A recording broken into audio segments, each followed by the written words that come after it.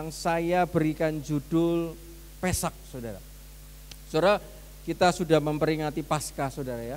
Paskah itu ada yang berbicara Easter, saudara. Ada yang berbicara Passover, ada juga yang berbicara Pesak. Saudara, kalau yang benar itu saya teliti dalam firman Tuhan, saudara, yang mendekati kebenaran dan yang merupakan kebenaran itu adalah Pesak dan Passover. Kalau Easter, saudara, Easter itu hari raya seorang dewa, saudara ya, yang pas pada waktu harinya kematian Tuhan Yesus, saudara. Jadi kurang tepat, saudara ya. Yang tepat itu adalah Pesak dan Passover. Kita mau sedikit belajar kebenaran firman Tuhan, saudara ya, supaya kita pulang ini kalau ditanya firman Tuhannya apa, waduh enggak tahu dia ngomong apa. Kita punya satu pengertian yang baru ketika ditanya, loh, Tuhan Yesusmu itu mati kenapa? Katanya Tuhan, kok mati? Saudara harus bisa jawab. Tuhan Yesusmu itu mati dibunuh atau mati disalib? Saudara harus bisa jawab. Karena itu juga pertanyaan yang datang kepada saya, saudara. Dan kita mau belajar nanti semua itu, saya berikan semua kebenaran firman Tuhannya, saudara ya. Apakah Tuhan Yesus itu matinya dibunuh? Apakah Tuhan Yesus itu matinya disalib, saudara? Kita harus belajar dan kita harus ngerti apa gunanya dia itu mati. Saudara, sebelum kita masuk dalam kebenaran firman Tuhan, saudara ya, pada waktu saya duduk, saya diingatkan, saudara ya, pada waktu istri saya turun dari mobil, saudara, dia seringkali itu lihat tanamannya ibu gembala, saudara ya. Waktu lewat, wih tuh bagus ya, buahnya banyak. Jeruk itu loh, saudara, jeruk yang kecil-kecil, jeruk nipis, saudara ya. Buahnya banyak. Terus pohon kelapa, buahnya banyak. Saudara, tiba-tiba satu kebenaran firman Tuhan, saya ngomong sama dia, kenapa kok tumbuhan ini buahnya banyak? Oh ya karena dipelihara, betul. Oh ya karena dipupuk, betul. Oh ya karena diairi setiap hari, betul. Tapi ada satu hal yang lebih penting dari itu semua. Kenapa kok pohon ini buahnya bisa banyak? Pohon itu berbuah banyak karena ada satu benih yang mati. Ini berhubungan dengan Paskah, saudara. Loh kok bisa kok? Loh ya, kalau tidak ada benih atau tunas yang pertama kali ditanam di dalam tanah, seperti dia dikubur, seperti dia dimatikan, tidak mungkin keluar buah segini banyak. Sekali lagi, saudara ya, kalau tidak ada yang mati, tidak mungkin keluar buah segini banyak. Dan kemudian Roh Kudus memberikan pengertian, saudara. Setiap daripada kita kepingin kehidupan kita ini berbuah banyak. Kepingin hidup kita ini, buah pekerjaan-pekerjaan yang kita lakukan semuanya diberkati, berbuah banyak, limpah. Pelayanan yang kita lakukan semuanya kepingin berbuah, saudara, banyak, berlimpah. Tapi ingat, saudara, formulanya untuk berbuah banyak harus ada yang dimatikan. Saudara, tahun 2024 ini setiap dari kita pasti kalau ditanya, kepingin enggak kamu hidupmu berbuah, berlimpah, banyak? Kepingin. Tapi harus ada yang dimatikan, saudara. Apa yang dimatikan? Kemis kemarin, saudara ya, Bapak Insun sudah khotbah, saudara ya, sampai banyak orang ketawa. Di belakang saya Ibu Kris itu ketawa enggak berhenti-berhenti, saudara ya. Ketawa terus, saudara, lihat Bapak Insun khotbah, saudara ya. Saya sendiri juga ketawa, saudara ya. Yang dimatikan itu adalah kedagingan, saudara, seperti yang dikhotbahkan hari Kamis, saudara. Yang dimatikan itu rasa takut, rasa tidak percaya, rasa khawatir, dosa yang dimatikan, keinginan-keinginan duniawi yang harus dimatikan. Setiap kita bisa mematikan itu semua, ada buah yang muncul. Ada buah yang muncul, ada berkat yang muncul, saudara. Ketika kita bisa mematikan keinginan duniawi. Contoh saja, saudara, mematikan rasa takut, mematikan rasa khawatir. Saudara, saya tahu hari ini saya tugas khotbah, saudara. Saya sudah persiapkan semuanya dan selesai itu, saudara. Selesainya itu hari Sabtu jam 7 malam. Dari mulai saya tahu dikasih tugas hari Selasa atau Rabu dikasih tahu Bapak Gembala, saudara. Saya persiapkan, saudara, dan selesainya itu Sabtu jam 7 malam, saudara. Rasanya energi saya itu terkuras habis untuk menyiapkan ini, saudara. Tuhan mau menyampaikan tentang apa?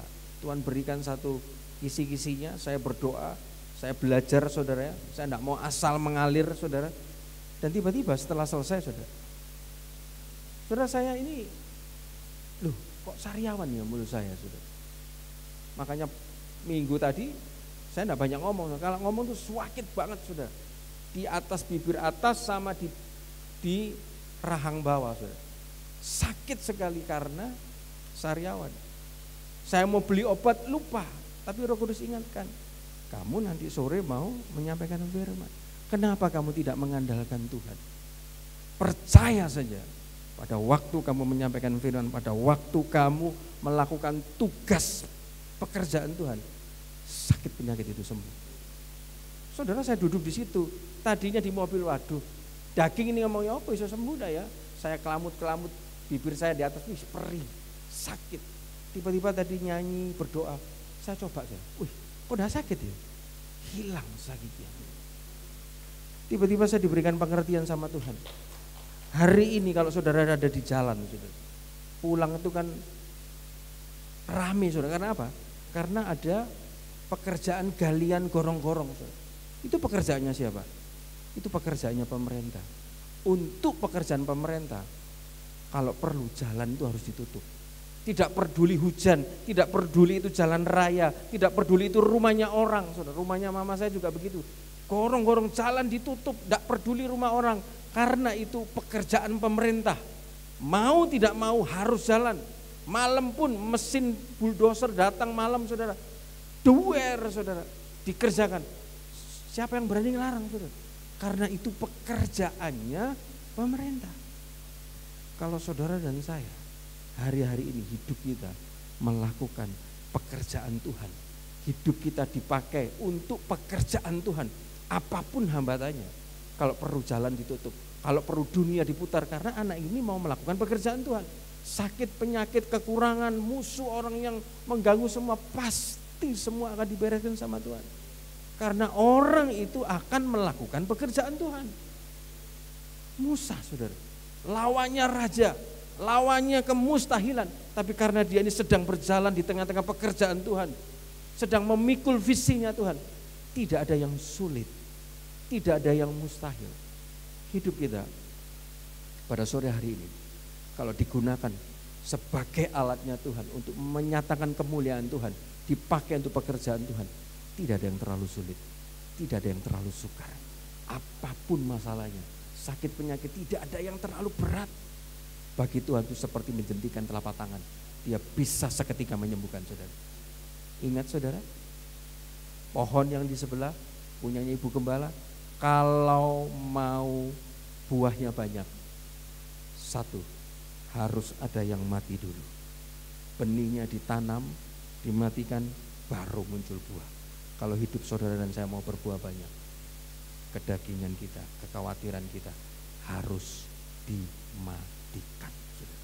Supaya 2024 ini kita berbuah banyak.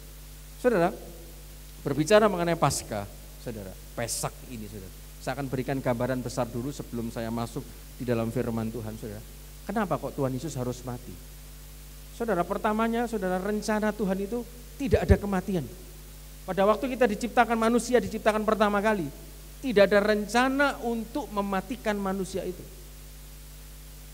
Tapi karena manusia ini setelah diciptakan, saudara, dia melanggar apa yang Tuhan sudah tentukan, makanya, saudara, dia dikeluarkan dari Taman Eden. Lama-kelamaan, saudara, yang tadinya harusnya hidupnya itu bisa abadi, saudara, tiba-tiba mati, saudara. Karena ada dosa. Dan ketika ada dosa, Tuhan tidak bisa bicara, Tuhan tidak bisa bertatap muka, saudara. Sehingga dalam perjanjian lama, saudara ya, ada puluhan kitab di dalam perjanjian lama, Tuhan menulis sebuah sistem bagaimana caranya dia bisa ketemu dengan anak-anaknya.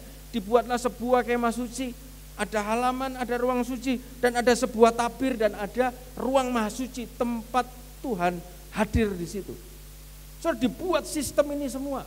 Dan yang masuk tidak boleh orang Israel. Sistem kemah suci yang masuk untuk ketemu Tuhan, untuk membawa korban ini harus imam besar. Tapi saudara, gunanya cuma satu, supaya Tuhan bisa ketemu, bisa ngobrol dengan orang Israel yang berdosa, yang masih ada di dalam sistem dosa. Dia tidak bisa membalik telapak tangan, oh karena Adam jatuh dalam dosa ya sudah, tak putar lagi seperti film, tak buat Adam seperti robot. Tidak bisa saudara. Setelah perjanjian lama ini selesai, saudara, untuk menebus dosa manusia, tidak mungkin terus-terusan pakai domba, pakai kambing. Harus ada sebuah darah untuk bisa menghapus semua dosa. Sehingga ketika manusia mau ketemu sama Tuhan, sudah tidak harus lagi ada tirai yang membatasi. Dan setelah itu Tuhan Yesus mati. Jadi pertama nanti kita belajar historinya. Terus kedua kita akan belajar kenapa Tuhan Yesus harus mati. Dan yang ketiga saudara, setelah Tuhan Yesus mati, hidup kita ini bagaimana? Saudara, yang pertama saudara, kita buka di dalam Wahyu 1 ayat 17, ayat 18 saudara ya. Wahyu 1 ayat 17 sampai dengan yang ke-18. Hari ini saudara tidak lama, 45 sampai 60 menit saudara ya. Banyak ayat yang saya temukan. Saya berharap kita semua bisa mendengar dan pulang kita mendapat sesuatu berkat pegangan hidup, supaya firman ini bisa menolong kita. Wahyu 1 ayat 17 sampai dengan yang ke-18. Saya akan bacakan buat saudara. Ketika aku melihat dia, tersungkurlah aku di depan kakinya, sama seperti orang yang mati, tetapi ia meletakkan tangan kanannya di atasku. Lalu berkata, jangan takut, aku adalah yang awal dan yang akhir dan yang hidup. Aku telah mati, namun lihat aku hidup sampai selamanya. Ini yang penting. Dan aku pegang segala kunci maut dan kerajaan maut. Saudara, ayat ini sudah ditulis oleh Yohanes, saudara. Ketika itu dia mendapat penglihatan. Tuhan ngomong, nanti kamu tulis ya di dalam sebuah buku, apa yang kamu lihat dan kamu tulis, kamu kasihkan kepada 7 jemaat. Tiba-tiba rohnya diangkat, saudara. Dia melihat 7 kaki dian terbuat dari emas. Dan dia melihat sesosok bajunya putih, berikat pinggangkan emas, mukanya saudara bersinar, saudara matanya merah, saudara ya, mulutnya keluar sebuah pedang, rambutnya putih. Tiba-tiba dia takut, dia tersungkur, dan sosok ini yang diyakini adalah Yesus sendiri. Dia berbicara, akulah yang awal, yang akhir. Yang awal maksudnya apa? Sebelum dunia diciptakan dia sudah ada. Yang akhir maksudnya apa? Sampai dunia ini bergulir sampai kekekalan, dia tetap ada. Dan yang penting sudah dikatakan, dan yang hidup. Saudara, namanya orang hidup, dia bisa melihat. Kita semua masih hidup, masih sehat, bisa melihat, bisa mendengar, tangan kita bisa kita gerakkan, kaki kita bisa untuk melangkah, saudara. Tapi terbatas, penglihatan manusia terbatas. Paling jauh mungkin paling jelas mungkin 50, 60 atau paling 100 meter, saudara. Tapi kalau Tuhan namanya hidup, penglihatannya tidak terbatas. Dia bisa melihat sampai jauh hati kita. Pendengarannya tidak terbatas. Saudara berdoa bisik-bisik di dalam kamar sambil menangis, dia dengar, saudara. Maksudnya apa? Dia hidup, dia melihat kesulitan saudara dan saya. Dia dengar setiap doa-doa kita. Dan juga saudara, dia segera menyiapkan sebuah pertolongan untuk orang-orang yang sedang berharap sama dia. Itu Allah kita karena dia hidup, saudara. Dan yang penting saudara dikatakan, dia telah mati namun lihat, dia pegang segala kunci maut dan kerajaan maut. Saudara, ketika saya baca ini, tiba-tiba Roh Kudus membawa saya, saudara. Saudara, akhir hidup semua orang itu apa sih? Orang dari lahir, saudara, habis itu dia sekolah, dia kuliah, dia bekerja, dia ngumpulkan uang, dia bisa beli rumah, dia bisa beli mobil, dia bisa beli apartemen. Ujungnya mati. Sekarang orang bisa punya hotel, saudara, bisa punya apartemen, ataupun seperti tadi pagi, saudara, pabriknya banyak, mobilnya banyak, ujungnya mati.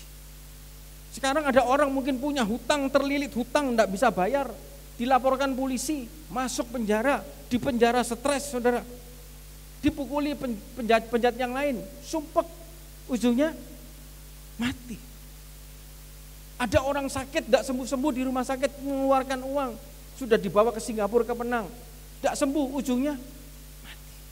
Ujung dari segala sesuatu yang sulit itu adalah mati. Tapi lihat di sini, kunci mati, kunci maut ini yang megang itu Tuhan kita. Dan tiba-tiba saya dibukakan, bosnya segala masalah itu sudah ada di dalam tangan Tuhan. Saudara, hari ini orang-orang yang ada di rumah saya bekerja, saudara, kalau dia mau beli sepeda motor, saudara, dia pasti, aku minta tolong Pak Alex saja, karena Pak Alex kenal sama bosnya. Kamu cari harga dimanapun, kasih sama saya mau tipe sepeda motor apa, pasti harganya lebih murah, karena aku kenal sama bosnya. Gak punya DP, bawa dulu. Cicilan mau berapa lama, bawa dulu, karena saya kenal sama bosnya. Saudara, seringkali kita di gereja ini diajar sama Bapak Gembala, kalau ada apa-apa jangan main di bawah, langsung ke atas, karena yang di atas ini yang bisa ngambil keputusan, saudara. Satu itu.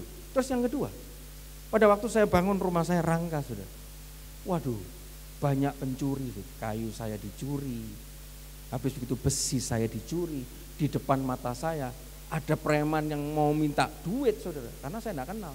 Waduh, pertama kali saudara saya berpikir, Tuhan ini gimana? Saya tidak punya kenalan polisi, badanku juga tidak gede, aku tidak punya siapa-siapa, duit juga bondon lutut untuk berdoa, untuk minta sama Tuhan. Saudara, sama Tuhan tidak dijawab. Tapi pada waktu itu setelah selesai saya berdoa 2-3 hari kemudian, saya pergi ke satu tempat, saya dipertemukan dengan seseorang. Tiba-tiba terjadi sebuah percakapan. Rumahmu di mana? Di Rangka. Oh, kamu hati-hati loh, di Rangka tuh gini-gini. Loh, kok tahu? Ya sudahlah. Iya, rumahku dicuri. Loh, kamu nomor berapa sih rumahmu? Nomor sekian. Nah sudah, setelah ini aku datang ke rumahmu ya. Saudara, orang itu ternyata orang yang paling ditakuti sama semua preman di situ. Dan pada waktu dia datang ke rumah saya, orang yang mau ngambil kayu saya itu datang. Dia bingung loh, kok saya ini kenal sama orang ini. Dia cuma tinggal gini aja, dia pergi, saudara. Karena ternyata saya selidiki, dia ini orang bosnya dulu preman yang sekarang sudah tobat, saudara. Saya kenal sama dia. Sehingga pencuri-pencuri segala macam sampai sekarang tidak ada yang berani, saudara. Karena saya kenal sama bosnya preman ini. Lihat saudara, Tuhan kita sudah pegang kunci. Bosnya segala macam kesulitan masalah itu nanti ujungnya kematian. Dia yang pegang. Dia cuma kepingin menunjukkan ini loh. Ujung segala sesuatu itu mati. Mati ini sudah kuncinya itu sudah aku yang pegang. Dan iblis itu berusaha ngece, saudara. Ngecenya gimana loh? Namanya Tuhan kok mati. Saudara, diizinkan untuk dia itu mati, saudara. Supaya apa? Supaya kembali kepada format awal. 1 Korintus 15 sampai 57, saudara. Lihat saudara, Tuhan berbicara apa? Hai maut, di manakah kemenanganmu? Hai maut, di manakah sengatmu? Sengat maut ialah dosa. Ternyata saudara, kematian itu salah satu penyebab utamanya adalah dosa. Bukan kematian secara fisik saja, saudara. Kematian rohani, kematian ekonomi, kematian keharmonisan di dalam keluarga, kematian di dalam pelayanan, segala bentuk kematian, penyebab utamanya, sengatnya itu adalah dosa. Kalau orang itu ada dosa, mau tidak mau, sengat ini menyengat hidupnya. Entah yang tersengat keluarganya, ekonominya, cari duit susah, saudara. Kesehatannya sakit, tidak sembuh-sembuh, saudara. Keluar duit terus, tidak bisa kemana-mana. Penyebab utamanya adalah dosa. Tapi di situ lihat Tuhan ngomong, mana sengatmu? Hai maut, mana sengatmu? Karena Tuhan kepingin tunjukkan ini, sengatmu, maut kuncinya sudah aku pegang. Tuhan kepingin membalikan kepada format awal, saudara. Format awal tidak ada penyakit, Format awal tidak ada kematian, format awal tidak ada kemiskinan, format awal tidak ada orang itu susah, saudara. Lihat saudara, saya akan tunjukkan saudara, apa format awal penciptaan. Kejadian 1 ayat 28, setelah Tuhan Yesus selesai menciptakan hari pertama sampai hari ke-7 menciptakan juga manusia. Lihat saudara, format maksudnya Tuhan menciptakan semua dan juga menciptakan manusia. Kejadian 1 ayat 28, bisa dibuka Kejadian 1 ayat 28. Lihat saudara, Allah memberkati mereka lalu berfirman kepada mereka, beranak cuculah, bertambah banyak, penuhi bumi, taklukkanlah itu, berkuasalah atas ikan-ikan di laut dan barang-barang di udara dan atas segala binatang merayap di bumi. Format awal diciptakan manusia bukan untuk mati, bukan untuk menderita, bukan untuk sakit, bukan untuk miskin. Tapi format awalnya untuk dia diberkati, berbuah, bertambah, berlimpah, lebih daripada pemenang, berkuasa dan berjaya selamanya. Itu format awalnya, saudara. Jadi harusnya kalau anak Tuhan, di dalam Tuhan, sudah ditebus sama darah Tuhan, kembali ke format awal, harusnya hidupnya diberkati.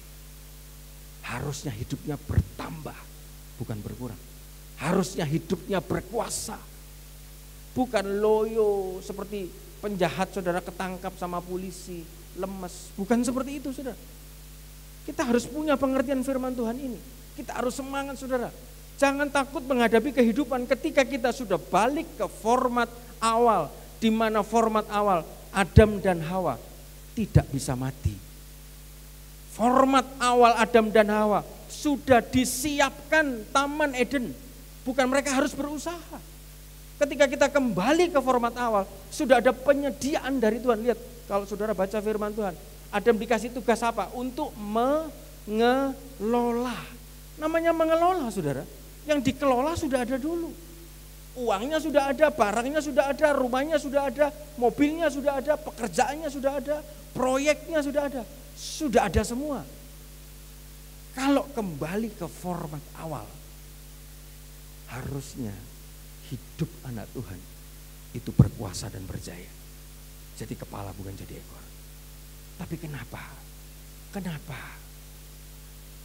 Kenapa kok anak Tuhan tidak berkuasa? Kenapa kok anak Tuhan rasanya hidup itu seperti layangan putus, gontai ke sana, gontai ke sini, cari uang susah, harus panas-panas, terik dari pagi sampai malam saudara, cari sesuap nasi. Cari uang hanya 10.000, 50.000 satu hari dari pagi sampai malam. Kenapa anak Tuhan harus menanggung seperti itu? Kita lihat saudara. Karena itu adalah konsekuensi dari yang namanya dosa. Adam dan Hawa tadinya dia diliputi kemuliaannya Allah. Tidak telanjang, tidak takut, tidak malu, tidak bimbang, tidak khawatir. Semuanya tersedia. Mau makan, tumbuhan apa. Dan kalau saudara baca, sungai-sungai yang mengalir ke Taman Eden itu mengandung emas berlian. Berarti kan kaya raya orang itu. Sudah disiapkan semua sama Tuhan. Tapi ketika mereka melanggar, berdosa, konsekuensi daripada dosa, mereka harus dikeluarkan dari Taman Eden. Dan hasilnya apa saudara? Diusir dari Taman Eden. Kejadian 2 ayat 16 sampai 17 bisa dikeluarkan konsekuensi Adam dan Hawa melanggar firman Tuhan. Lalu Tuhan Allah memberi perintah ini kepada manusia. Semua pohon taman ini boleh kau makan buahnya dengan bebas. Ayat 17. Tetapi pohon pengetahuan tentang yang baik dan yang jahat itu janganlah kau makan buahnya, sebab pada hari engkau memakannya pastilah engkau mati. Mati bahasa aslinya maut, M-A-U-W-T-H saudara, yang artinya pasti mendapat penalti, pasti dibinasakan, pasti dibunuh, pasti dihabiskan ketika Adam melanggar perintah Allah. Konsekuensinya Keluaran 3:23. Tadinya mereka ini pengelola, pengusaha, pengelola tinggal mengelola apa yang sudah ada. Bisa dikeluarkan Keluaran 3:23. Hasil ketika mereka jatuh dalam dosa, tidak sesuai dengan formatnya Tuhan, saudara. Lihat Keluaran 3:23. Keluaran 3:23 saya akan bacakan buat saudara. Demikian firman Tuhan. Konsekuensi Adam ketika dia jatuh dalam dosa. Keluaran 3:23. Kejadian, bukan Keluaran, saudara. Kejadian 3:23.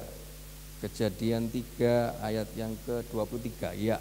Lalu Tuhan Allah mengusir dia dari Taman Eden supaya ia mengusahakan tanah dari mana ia diambil. Ada kesusah payahan. Nanti perempuan ini lahir susah payah. Ular harus berjalan dengan perutnya. Manusia harus berpeluh untuk mencari makannya. Cuma satu salah, konsekuensi dari dosa. Jangan anggap remeh dosa, saudara. Hari ini mungkin tidak ada yang melihat apa yang saudara lakukan, apa yang saya lakukan. Gembala saudara mungkin tidak melihat. Setiap pelanggaran, setiap dosa ada konsekuensinya. Dan ketika mereka jatuh dalam dosa, format Allah itu buyar semua. Dan ketika Tuhan mau mengembalikan kepada format yang semula, mau tidak mau, Yesus anaknya yang tunggal harus jadi perantara. Manusia dengan Bapa di tengah-tengah ini pengantaranya Yesus. 1 Timotius 2 ayat 5. Slide yang kedua, 1 Timotius 2 ayat ke-5. Karena Allah itu Esa dan Esa pula dia yang menjadi pengantara Allah dan manusia, yaitu manusia Kristus Yesus. Saudara, untuk dikembalikan ke format yang semula, mau tidak mau dosa seluruh umat di dunia harus ditebus. Penebusannya harus pakai darah, saudara. Zaman dulu peraturannya untuk minta ampun atas dosanya dia harus bawa kambing atau domba atau burung tekukur sebagai korban, dan darahnya itu diambil, saudara, dibawa sama imam. Imam membawa darah itu dan juga membawa wangi-wangian masuk ke dalam kemah suci, masuk ke dalam ruang masuci untuk mengadakan pendamaian. Hanya imam besar yang boleh mengadakan pendamaian. Tapi Tuhan sudah mau menghapus sistem kemah suci. Dia utus anaknya yang tunggal. Darahnya untuk menghapus semua dosa, untuk menjadi perantara. Efesus 1 ayat 7. Yesus harus mati supaya darahnya sebagai korban penebusan dosa manusia. Sebab di dalam dia dan oleh darahnya kita beroleh penebusan, yaitu pengampunan dosa menurut kekayaan kasih karunia-Nya. Saudara lihat. Saudara, saya sedang berbicara dengan seseorang, saudara ya, yang Kristen, tapi setiap hari Sabat, hari Minggu itu, kalau untuk ke gereja itu sulit, saudara. Ada saja pergi ke villa, jalan-jalan healing ke sini, pokoknya susah. Padahal perintah firman Tuhannya, salah satu dua loh batu, perintah firman Tuhannya, ingat dan kuduskan hari Sabat. Saudara, tiba-tiba saya ngomong begini sama dia. Ada satu hal yang tidak bisa ditolak sama manusia. Apa, Lek? Biarpun orang itu ada janjian dengan orang besar, ada janjian meeting proyek besar, sudah beli tiket, pasti dibatalkan semua. Lu apa? Ketika dia dapat telepon, papamu meninggal. Mau tidak mau itu semua harus ditinggalkan. Dia datang menghadiri kebaktian, penghiburan papanya yang meninggal. Bapaknya yang meninggal. Maksudmu apa, Lek? Kamu tahu enggak? Kamu dan saya ini anak siapa? anak Tuhan toh. Tuhan sudah mati buat kamu dan saya. Harusnya orang kalau cengli, papanya mati, kalau anaknya tidak datang pasti dikuabu orang. Mana anak yang nomor ini? Oh lagi urusan pekerjaan tidak bisa ditinggal, tidak mungkin. Oh kalau sampai begitu, anak itu anak kurang ajar. Was susah nasibnya. Papai mati tetapi tidak datang. Dia mulai terdiam. Terus saya kasih analogi lagi sama dia. Hari ini kamu diangkat jadi anak angkatnya Haritanu Sudibyo, pemilik MNC TV, pemilik GTV, pemilik RCTI. Tiba-tiba hari ini kamu ditelepon, kamu diundang ke rumahnya, ada acara besar. Tiba-tiba ada undangan pesta temanmu, ada undangan RT RW, ada undangan temanmu, kamu lebih milih mana? Ya lebih milih Haritanu Sudibyo, kan aku anak angkatnya lagi. Dia sudah mulai masuk. Oh, Bu, batal lo semua, batal. Pergi aku ke sana, karena aku anak angkatnya Haritanu Sudibyo. Karena dia orang kaya, dia konglomerat.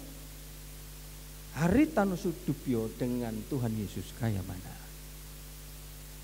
Dia sudah tidak bisa mulai berbicara lagi. Aku sudah ngerti lagi maksudmu apa.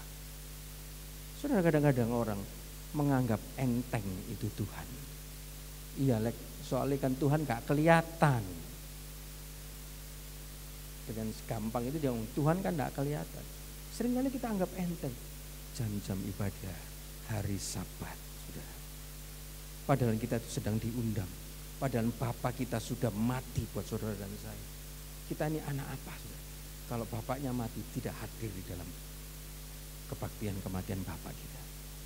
Dan pada waktu Tuhan Yesus mati itu hanya untuk menebus dosa kita. Dan ada satu, saudara, saya kutip, saudara, saya dapat berkat banyak, saudara. Di dalam Matius 27 ayat 46. Kira-kira jam 3 berserulah Yesus dengan suara nyaring, Eli Eli lama sabaktani. Artinya, Allahku Allahku, mengapa engkau meninggalkan aku?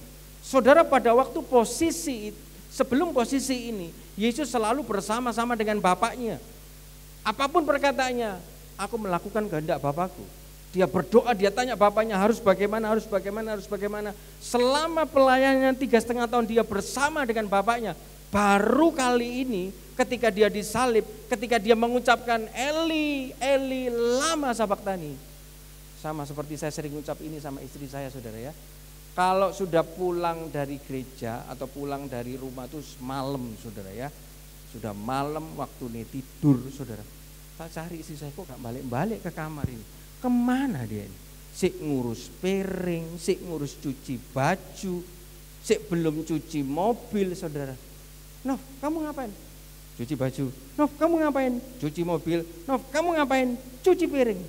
Mobil, piring, baju ini semua benda mati, Novi. Tak pikir kamu lagi masak buat suamimu, Nov. Saya manggilnya cuma gini, Novi, Novi, lama sabaktani. Cik lama nih kamu itu, Nov. Jadi kalau istri-istri sudah lama panggilan sudah, Novi, Novi, lama sekali kamu itu. Kemana kamu itu? Saudara, seringkali dia begitu, nanti pulang gereja ini malam, saudara. Ada saja di kerjaan. Kamu tidur loh, istirahat toh. Saudara, saya ingat ayat ini karena saya panggil dia begitu, saudara. Wah, lama sabaktani kamu itu. Yesus pada waktu posisi ini, saudara, itu semua dosa orang seluruh dunia itu dipulkan ke Yesus. Dan pada saat itu namanya Yesus sudah pikul dosa, Bapaknya mulai jauh. Dan tiba-tiba, saudara, ada seorang pemuka agama dari agama seberang. Dia berbicara, Tuhannya namanya Tuhan. Orang Kristen punya Tuhan, kok mati? Tuhan kok dibunuh? Ayo kalau saudara ditanya itu, jawabnya apa? Tuhanmu mati kenapa? Dibunuh atau disalib? Ada enggak ayatnya saudara? Yesus mati di salib.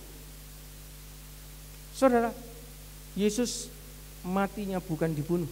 Loh kan dia ditombak, jangan salah. Dia ditombak lambungnya ketika dia sudah mati. Loh kan dia dipaku tangannya. Waktu dipaku dia belum mati. Waktu dipaku kakinya dia belum mati. Loh kan dia disalib. Waktu disalib pun ketika dia sampai mengucapkan Eli, Eli lama sabachthani, dia belum mati. Berarti Yesus matinya bukan dibunuh. Yesus matinya bukan disalib. Kamu jangan sesat. Kita buka di dalam Yohanes 10 ayat 17 sampai 18 saudara. Saya akan tunjukkan pada saudara Yesus matinya kenapa saudara. Jadi kalau ditanya sama orang, kita tahu Yesus bukan mati dibunuh, Yesus bukan mati disalib. Yohanes 10, Bapa mengasihi aku oleh karena aku memberikan nyawaku untuk menerimanya kembali. Ayat 18. Tidak seorang pun mengambilnya daripadaku, melainkan aku, hanya huruf besar, memberikannya menurut kehendakku sendiri. Aku berkuasa memberikannya dan berkuasa mengambilnya kembali. Inilah tugas yang kuterima dari Bapa. Jadi saudara, Tuhan kita tidak mati dibunuh. Tuhan kita tidak mati disalib. Dia matinya karena dia sendiri memberikan nyawanya. Dan pada waktu disalib, ada satu kebenaran yang indah juga. Di kiri kanannya ada penjahat. Satu penjahat menghujat Yesus, satu jemaat, satu penjahat. Dia ngomong, Rabi, Guru, jangan engkau lupakan aku. Tiba-tiba Tuhan ngomong, hari ini juga engkau bersama-sama dengan aku di Firdaus. Saudara, kebenaran firman Tuhannya apa? Saudara? Pada waktu Yesus disalib, Yesus powerless. Kelihatannya tidak punya kuasa sama sekali.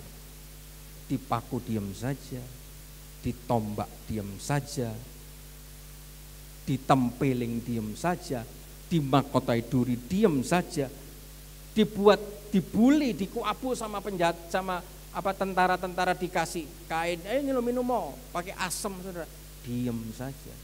Sepertinya powerless. Tapi ketika Yesus sebelum disalib, wah, ombak, hai badai, diam, kuasanya besar saudara. Banyak orang yang mengikuti Yesus, 5 roti 2 ikan, dibuat makan 5.000, kuasanya sungguh luar biasa. Banyak orang ikut dia karena kuasanya dia. Tapi lihat penjahat ini, pada waktu dia ketemu sama Yesus, sepertinya Tuhan Yesus tidak punya kuasa. Sepertinya Tuhan Yesus tidak melakukan mukjizat, tapi orang ini tetap percaya dan ikut Yesus. Saudara, saya ingat Sadrak, Mesak, Abednego. Imannya berkata, sekalipun Tuhan Allah tidak menolong saya, sekali-sekali saya tidak akan menyangkal. Sekalipun Tuhan tidak tolong saya dari dapur api ini, sekalipun hari ini saudara belum melihat mukjizat, belum melihat pertolongan, jangan mundur daripada Tuhan. Penjahat ini, sekalipun dia tidak melihat kuasa Tuhan, sekalipun dia tidak melihat mukjizat Tuhan, sekalipun dia melihat formnya Yesus seperti powerless, tidak berkuasa, dia tetap percaya. Lihat bagian yang dia terima. Tidak pakai acara dibaptis, tidak pakai acara harus belajar firman Tuhan dulu, harus sekolah Alkitab dulu, langsung sama Tuhan. Hari ini engkau bersama dengan aku di Eden. Taman Eden, taman yang dibuat dengan luar biasa. Dia penjahat, tapi karena imannya, sekalipun tidak melihat, sekalipun tidak mendengar, sekalipun tidak ditolong Tuhan, tapi tetap percaya bagiannya Eden. Saudara, dan ketika Yesus disalib, saudara, darahnya tercurah, dan darah itu, saudara, itu membuat tabir itu terbelah jadi 2. Dan kemudian setelah 3 hari, ada sebuah kuasa yang besar, saudara, yang membangkitkan Yesus. Sekali lagi, untuk mati dibangkitkan itu butuh sebuah kuasa, dunamos, yang begitu besar. Dan saya pastikan buat saudara, Kuasa itu, kuasa yang membangkitkan energi, yang membangkitkan Tuhan Yesus, dunamos, seperti kekuatan dinamit, sebuah kuasa energi yang besar untuk membangkitkan Yesus, itu ada di dalam saudara dan saya. Kita buka di dalam Roma 6 ayat 4. Roma 6 ayat yang keempat. Dengan demikian kita telah dikuburkan bersama dengan Dia oleh baptisan dalam kematian, supaya sama seperti Kristus telah dibangkitkan dari antara orang mati oleh kemuliaan Bapa, demikian juga kita akan hidup dalam hidup yang baru. Saudara, ketika kita ini sudah percaya Tuhan, sudah dibaptis, kita ikut dalam bagian kematian dan kebangkitan Tuhan. Bukan hanya sekedar hal receh, saudara. Orang mati dibangkitkan harus pakai sebuah kuasa yang besar, saudara. Saudara, pada waktu Bapak Gembala untuk untuk meluruskan gereja ini, dia butuh sebuah alat berat, saudara, untuk nombok, untuk bulldozer, sebuah mesin yang berat, saudara. Saudara, itu bukan hal yang kecil, itu hal yang besar. Mendatangkan itu, memakai itu, ada kekuatan yang besar, hidrolis yang besar. Sama ketika untuk membangkitkan Yesus butuh sebuah kuasa yang besar, dan kuasa itu harusnya ada di dalam diri saudara dan saya. Ketika kita sudah dibaptis, kalau sudah ada kuasa untuk bisa menghidupkan yang mati, harusnya pekerjaan kita tidak mati, harusnya keluarga kita tidak mati, harusnya keharmonisan hubungan rumah tangga kita tidak mati, harusnya keuangan kita tidak mati, harusnya kesehatan kita tidak mati. Karena kita jadi bagian kuasa yang sudah membangkitkan dari yang mati untuk hidup, sudah. Passover artinya stop, dia berhenti dan dilewati. Orang Israel pada zaman dulu, sudah, sama Musa disuruh, Musa dapat pesan daripada Tuhan, kamu sembeli domba, kamu makan hari itu semua dagingnya, darahnya kamu oleskan di ambang pintu rumahmu. Hari itu akan ada kematian anak sulung. Tetapi rumah orang Ibrani, orang Israel yang ada darah itu bebas dari kematian. Malaikat maut tugasnya, job desk-nya, SOP-nya, bunuh semua anak sulung, bunuh semua hewan sulung. Jadi sak kambing, sak ayam, sak sapi, sulung yang pertama kali lahir itu mati kabeh, sudah. Job desk-nya malaikat maut pada waktu itu seperti itu. Dan tiba-tiba ketika dia melewati rumah yang ada tanda darah, saudara, rumah itu lepas dari kematian. Harusnya kalau kita ada tanda darahnya Tuhan, kita makan dan minum tubuh darah Kristus, kita bebas, lepas, diloloskan dari yang namanya kematian. Saudara. Saya tidak berbicara mengenai kematian secara fisik, saudara. Kematian secara rohani. Kita mau masuk lagi lebih dalam, saudara, ya.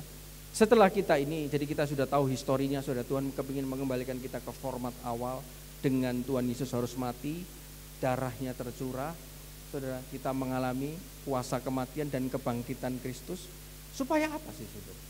Supaya hidup kita ini, 1 Korintus 6 ayat 19 sampai 20, slide selanjutnya. Setelah kita ditebus, kita ini mau dijadikan bait dan tempat tinggalnya Allah, saudara. Sekali lagi, setelah kita ini dikembalikan ke format yang awal, format kita ini diberkati, berlimpah, lebih daripada pemenang, jadi penguasa, berjaya, saudara. Karena apa? Karena ada Tuhan Yesus dalam diri kita.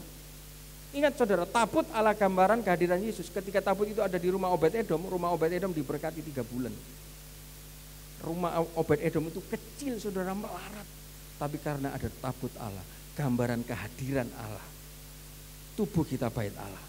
Kalau di dalam hidup kita jaga bait Allah kita ini, gitu. Jangankan cuma 3 bulan rumah Obed-Edom, bukan orang Ibrani, 3 bulan diberkati melimpah. Setiap hari musisat itu akan terjadi dalam hidup kita. Karena hidup kita ini bait Tuhan, ada tabut Tuhan di sini. Saudara, kita baca 1 Korintus 6 19 sampai 20. Atau tidak tahukah kamu bahwa tubuhmu adalah bait Roh Kudus yang diam di dalam kamu, Roh Kudus yang kamu peroleh dari Allah, dan bahwa kamu bukan milik kamu sendiri, sebab kamu telah dibeli dan harganya telah lunas dibayar. Karena itu muliakanlah Allah dengan tubuhmu. Tubuh itu mulut, tangan, pikiran, mata, hati, kaki. Tubuh. Ini bait Allah. Isinya apa tubuh kita? Apakah isinya dalam doa pagi 3 loh batu, iman, pengharapan dan kasih? Atau isinya sedang jengkel, ada dosa, ada najis, ada bohong, ada tipu, ada minum, ada rokok, ada narkoba, ada pencuri, ada penipu. Waduh, kalau isinya begitu kira-kira itu tabut Allah, bukan saudara? Kalau isinya seperti itu, jangan saudara berdoa dulu minta berkat saudara. Boro-boro minta berkat, Tuhan saja mau mendekat itu baunya kok begini ya. Saudara saya kasih tahu saudara, imam besar untuk masuk ke ruang maha suci itu 1 tahun sekali. Dia harus dibasuh 7 kali. Dia harus dibersihkan, dia harus pakai baju linen. Supaya bau kedagingannya tidak muncul. Nanti terakhir kita akan belajar itu. Dan pada waktu kita ini dipakai sebagai bait Allah, tempat kehadiran Tuhan. Saudara, bagian terakhir, ayat terakhir, Habakuk 2 ayat 20. Apa yang terjadi di bait Allah itu saudara? Habakuk 2 ayat 20. Tetapi Tuhan ada di dalam bait-Nya yang kudus. Berdiam dirilah di hadapannya, ya segenap bumi. Saudara, ayat ini mungkin saudara jarang dengar. Cuman ketika saya renungkan ayat ini bisa digunakan. Ketika Tuhan ada di bait suci, seluruh bumi itu diam. Harusnya ketika kita beribadah, 2-3 orang berkumpul ada Tuhan hadir. Harusnya orang-orang yang hadir itu diam. Diam itu tidak mainan handphone, tidak tertidur, tidak gunting-gunting rambut, saudara, tidak WA-an, diam. Ketika Tuhan ada di dalam bait-Nya yang kudus, berdiam dirilah segenap bumi. Saudara, saya pelajari ayat ini ada banyak kebenaran Tuhan yang indah. Kenapa kok firman Tuhan ngomong? Tetapi Tuhan ada di dalam bait-Nya yang kudus. Kenapa kok tidak ditulis tetapi Tuhan ada di dalam bait-Nya? Kan Tuhan sudah kudus. Tanpa kekudusan kita tidak bisa ketemu Tuhan. Kenapa kok Alkitab sampai mencatat diam di dalam bait-Nya yang kudus, holy, bersih. Saudara, tempat kehadiran pertemuan dengan Tuhan harus bersih. Ingat tadi konsepnya hidup kita ini bait suci. Bait suci, tabut Tuhan ada di sini, tempat kehadiran Tuhan ada di sini. Hidup kita dipakai untuk pelayanan. Hidup kita dipakai untuk ketemu orang. Setiap saat harus bersih. Dan ketika Tuhan hadir di dalam bait-Nya, itu lihat saudara, tempat kediamannya harus bersih. Seringkali orang tidak menjaga kebersihan, ketertiban, kerapian tempat pertemuannya Tuhan. Membiarkan hidupnya tidak bersih, membiarkan hidupnya tidak tertib, membiarkan hidupnya tidak rapih. Jangan salahkan Tuhan kalau dia tidak hadir dalam masalahmu. Jangan salahkan Tuhan ketika dia tidak hadir dalam pekerjaanmu, dalam keuanganmu. Mulutmu masih belum bersih, pikiranmu masih belum bersih, tanganmu masih belum bersih. Saudara, kita percaya saudara, kalau kita mau percaya Tuhan mau hadir di dalam tempat pertemuan, harusnya seluruh tingkah laku kita, attitude kita harus berubah. Simpelnya begini, saudara, hari ini sudah enak saudara. Zaman dulu saudara, Bapak Gembala itu peraturannya ketat. Setiap ibadah harus bawa Alkitab dan dilihati satu-satu. Setiap kebaktian ibadah, kamu bukan murim, tidak boleh duduk, harus ada jarak 1. Setiap ibadah, anak-anak tidak boleh jalan. Sampai ada seorang bapak, wis gak gereja mana, anak melaku-melaku diseneni. Saudara, tapi dengan peraturan itu membuat semua orang termasuk saya percaya nanti ketika saya ibadah, waduh, iki Bapak Gembala lagi lek nggo Alkitab kok dikongkon bocok, isin lek nggo Alkitab. Lo tidak bawa Alkitab ya Alek ya. Bawa Alkitab pun saudara kalau tidur kan lo tidak perhatikan ya. Jadi mengubah attitude saya. Waduh, nanti daripada dipanggil, daripada disebut di mimbar, wes tak goal kitabku. Wes tak perhatikan firman-Nya. Karena saya percaya nanti sore saya akan ketemu dengan Bapak Gembala yang punya peraturan seperti itu. Saudara, kalau konsep cara berpikir itu kita bawa kepada Tuhan, harusnya tingkah laku hidup, reaksi kita itu berubah. Oh iya ya, nanti ke gereja ada Tuhan loh. Aku udah boleh ngomong, aku udah boleh tidur, aku udah boleh mainan handphone, aku udah boleh gunting-gunting kuku, aku udah boleh gunting-gunting rambut. Seharusnya, saudara, kalau kita percaya Tuhan hadir, attitude kita itu berubah. Untuk manusia saja Bapak Gembala seperti ini, lihat anak-anak, saudara lihat sama Bapak Gembala dipacu, saudara. Pasti saya yakin nanti Tole itu ngomong sama mamanya, "Mah, aku harus belajar ini, enggak gitu malu di depan, kalah sama ini anak Levino ini." Saudara, dia yakin percaya minggu depan pasti dia hafal, saudara. Karena ketemu lagi dengan Bapak Gembala. Tapi kebanyakan orang konsep cara berpikirnya dengan Tuhan tidak seperti itu, saudara. Dia membiarkan hidupnya tidak bersih, berdosa. Alah, pelayanan sebelum pelayanan berzina, sebelum pelayanan minum, rokok, narkoba. Saudara, dibuat enteng saja, saudara. Imam itu, saudara, untuk masuk untuk pelayanan bait suci, dia harus 7 kali disucikan. Kalau tidak, dia bakal mati, saudara. Berapa banyak pelayan-pelayan di luar sana, saudara. Saya masuk ke sebuah gereja, keluar gereja sudah merokok, saudara. Keluar gereja pergaulannya istrinya orang sudah dipeluk, saudara. Ngobrol sambil senggol-senggolan dengan istrinya orang, saudara. Pakai jas. Keluar gereja sudah dipakai antingnya, laki-laki, saudara. Pelayan Tuhan. Keluar dari gereja pakai jas, bawa Alkitab, tek, nyumet rokoknya, buka mobil, saudara. Aku pulang dulu ya, aku pelayanan gereja situ ya.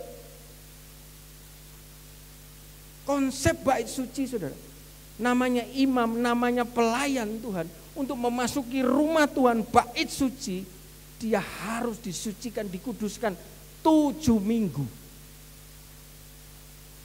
Kalau tidak, saudara, bau kedagingannya muncul. Keluaran 13 ayat 10, dia bisa mati. Keluaran 13 ayat 10, bisa dibuka Keluaran 13 ayat 10. Apabila mereka masuk dalam kemah pertemuan, haruslah mereka membasuh tangannya dan kakinya dengan air supaya mereka jangan mati. Demikian juga apabila mereka datang ke mezbah itu untuk menyelenggarakan kebaktian dan untuk membakar korban api-apian bagi Tuhan. Saudara, imam itu untuk masuk ke ruang suci itu takut, saudara, karena resikonya mati. Dia berdosa, dia bersalah, tapi melayani. Wah, makanya baju imam itu ada jubah-jubahnya, ada belnya, saudara. Dan ada talinya, jadi kalau dia masuk ada tali di belakang, dipegangi sama orang, saudara, yang di luar sana.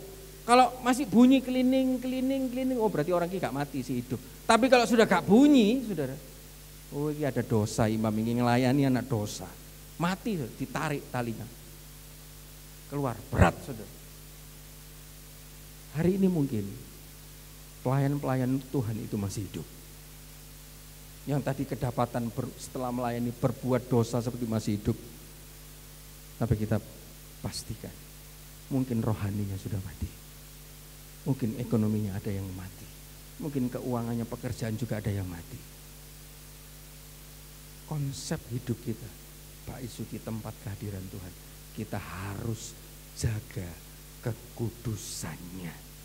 Imam itu membawa wangi-wangian dan harus, saudara, kalau saudara lihat umat Katolik, saudara, saya pernah diajak Bapak Gembala untuk ngubur, saudara, sebuah pemilik toko, saudara, di dekat sini, saudara.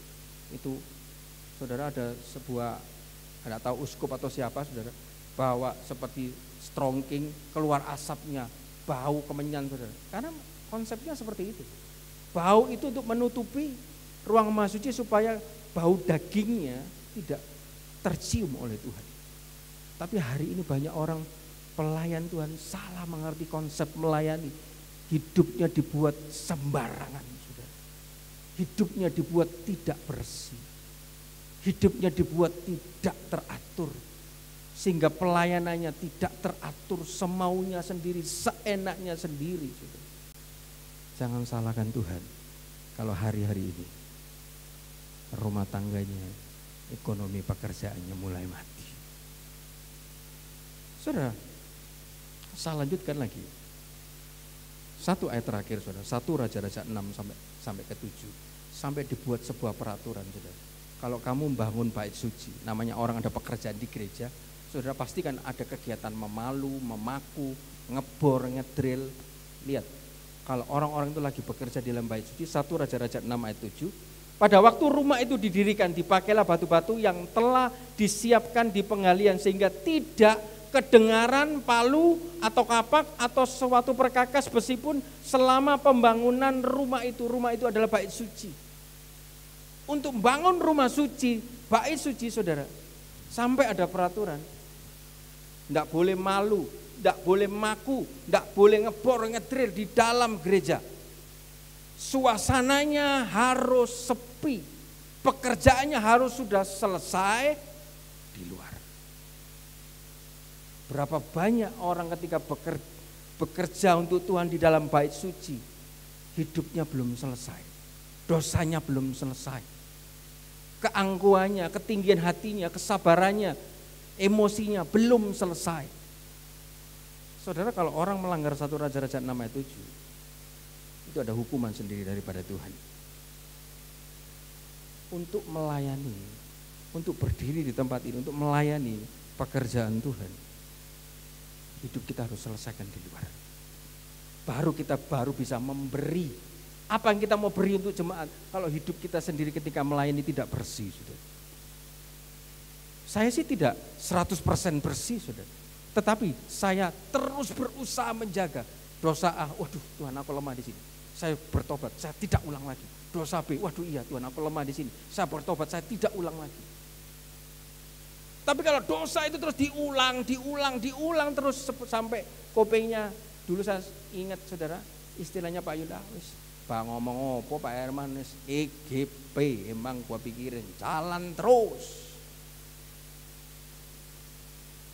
Saudara, kalau seperti itu firman Tuhan dikatakan, saudara, ketika didapati rumah itu tidak bersih, bait sucinya tidak bersih, jangan salahkan kalau Tuhan membongkar itu semua. Ingat, ketika Tuhan membongkar, membangkirkan orang yang bekerja di bait suci, jual beli. Saudara, hari ini kita belajar Passover. Kita mau dikembalikan Tuhan ke format awal. Kita jadi bait sucinya Tuhan. Kita harus jadi sequoia tree. Saudara, itu saya lihat bisa dibesarkan. Ini pohon yang terdapat di Amerika, saudara, diameternya 10 meter. Saudara, gereja ini mungkin ya 7 sampai 10 meter. Bayangkan, ada pohon yang lebarnya seperti gereja ini. Tingginya 116 meter. Gede, saudara. Badai hujan tidak bisa menghancurkan pohon ini. Dan ketika diselidiki, akarnya sampai ratusan kilo. Akarnya ke bawah sampai ketemu dengan sumber air, saudara. Hidup kita kalau berakar firman Tuhan, dekat dengan sumber air, lihat saudara, akan mengembang ke kanan, mengembang ke kiri, naik terus ke atas. Badai apapun kita tidak akan goyah. Passover. Harusnya kematian sudah dilewati. Hidup kita di format awal, diberkati, berlimpah, lebih daripada pemenang, berkuasa, berjaya. Jaga hidup kita bersih. Kita harus selesaikan segala macam dosa kita sebelum kita melayani. Kedapatan bersih supaya hidup kita berkenan di hadapan Tuhan. Puji Tuhan, demikian firman Tuhan supaya bisa menjadi berkat. Saya kembalikan kepada Bapak Gembala. Baik, sekali lagi kita hanya bisa beri kemuliaan untuk Tuhan kita Yesus Kristus.